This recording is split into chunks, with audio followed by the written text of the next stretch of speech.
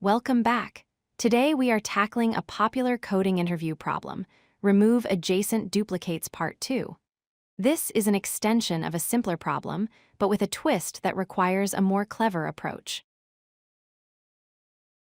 Here is the problem. You are given a string, let's call it, and an integer k.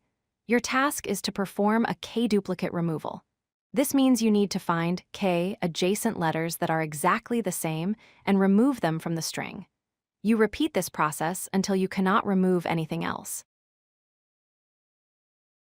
Let's look at an example where k equals 3.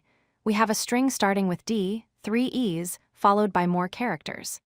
Scanning from the left, we immediately spot 3 e's in a row. Since k is 3, these constitute a valid group to remove. After removing the e's, the string collapses. Now that was before the e's might be adjacent to characters that came after. In this case, we now see 3 c's, we remove them. Then 3 b's come together, we remove them too. Finally, 3's are formed, we remove them. We are left with just 2 a's, which is less than 3, so we stop.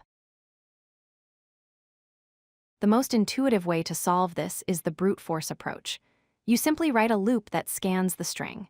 If it finds k duplicates, it removes them and starts the scan all over again. However, this is very inefficient.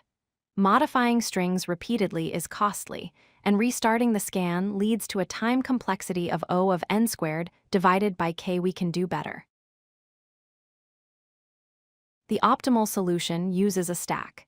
Instead of modifying the string directly, we can iterate through the characters and use a stack to keep track of what we have seen. The key insight is to store pairs in the stack, the character itself, and the count of how many times it has appeared consecutively. Let's trace this with our example. We pushed with a count of 1. Then we see an e, we push e with a count of 1. The next character is also an e. Since it matches the top of our stack, we just increment the count to 2. The next is another e. We increment to 3. Now that the count equals k, we immediately pop this entry from the stack. After popping the e's, the top of the stack is now d again. The next character in the string is another t. Because the top of the stack matches the incoming character, we combine them. We increment the count of t to 2. This effectively handles the collapsing of the string without actually resizing any arrays. Once we have processed every character in the string, the stack contains the compressed version of our answer. Each entry tells us the character and how many times it appears. We simply iterate through the stack and rebuild the string. If we have a with count 2, we write a. If we have b with count 1, we write b. Here is the logic in code. We initialize an empty stack. We loop through every character ins. If the stack is not empty and the current character matches the top, we increment the count. If that count hits k, we pop. Otherwise, we push a new pair with count 1. Finally, we join the remaining characters to form the result. This solution is very efficient. The time complexity is O of n because we process each character exactly once.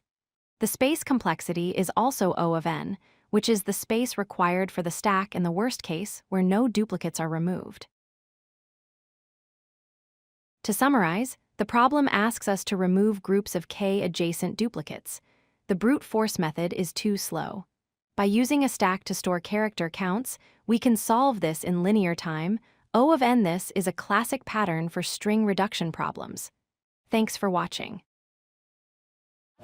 If you like this video, hit that like button and don't forget to subscribe. Visit codelucky.com for more such useful content.